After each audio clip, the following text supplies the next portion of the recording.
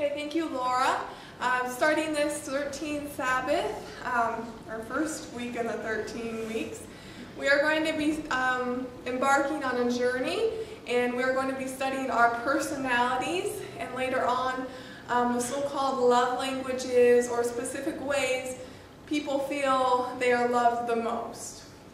And Nicole and I felt this was very important to understand, because you cannot truly reach out to someone spiritually if you don't understand their personality and why they do the things they do. So today we're going to be studying the one out of the 4 personality types that I am the most. Could be good and bad. It is called melancholy, and basically the term or the meaning of melancholy is excessively gloomy. Believe it or not, my personality type tends to be more gloomy. I never look on the positive side of things. I have to force myself to think greater and different thoughts.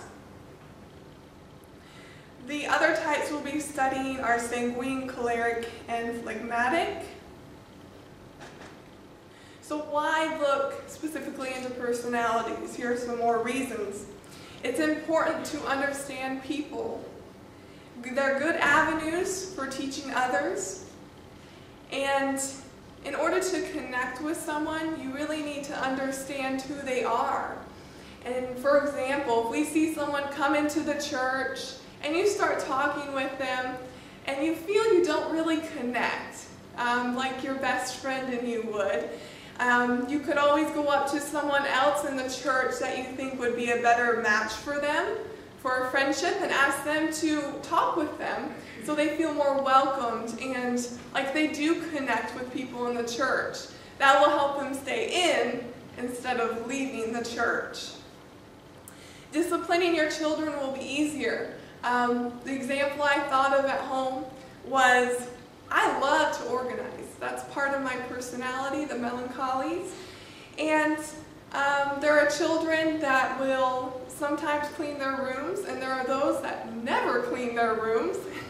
And understanding whether they're the type that is supposed to clean their room by genetics or by personalities that they're born with, their characteristics, it'll help you discipline them better.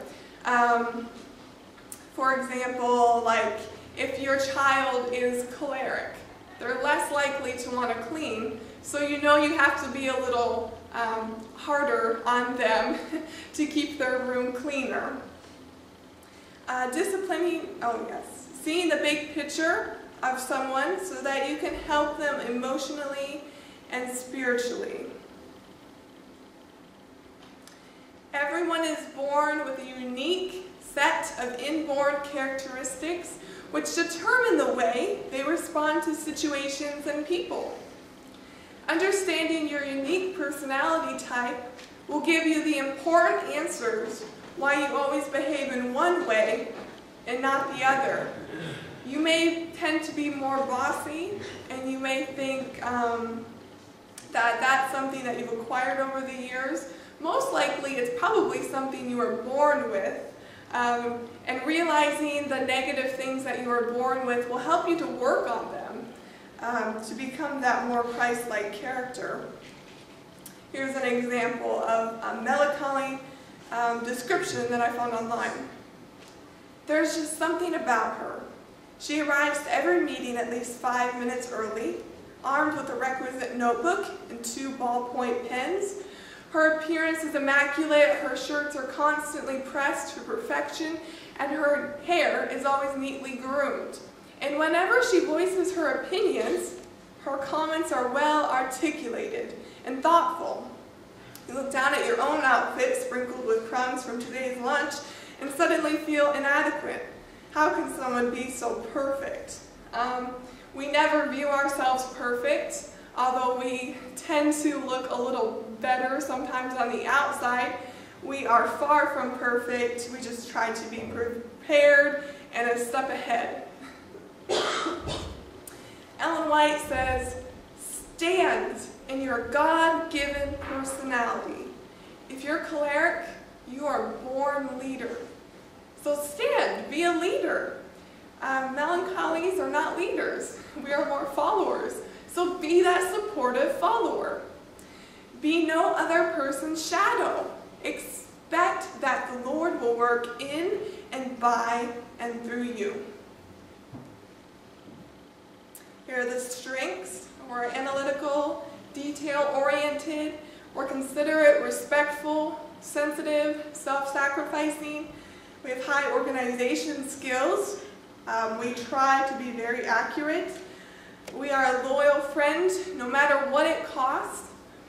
We see problems before they happen. We sense tension. We try and avoid tension. We try and fix tension. We are a good listener, and we try to be perfectionists. I found this online, and it's very true. We want things done right, or not done at all.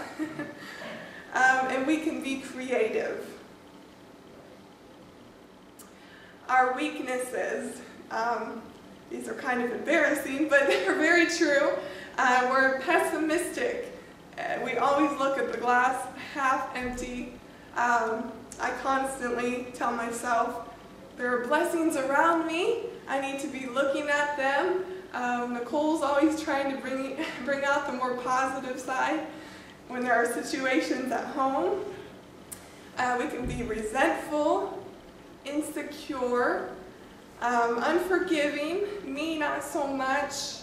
I know my mother and my grandmother are both melancholies, and they both hold on to things and have a very hard time letting go of something that someone has done wrong to them. And it's quite a challenge, especially spiritually, to have that struggle. They're introverted. I am very much introverted. If you knew me a few years ago, I would never get up front. Don't get me up here. I don't want to talk. I don't want to sing. Slowly but surely, the Kanemata family got me up here, and praise the Lord, I'm learning to be able to communicate a little better up front. This one, Moody, asked Nicole, I said, Nicole, am I moody? And the look on her face just told me, I guess I am. I guess we tend to be more moody. And I guess you can imagine what it is that time of the month in our house, how much worse it gets. But so I think that goes along with feeling more gloomy and the pressures of perfectionism. If we don't do things right, I get quite frustrated.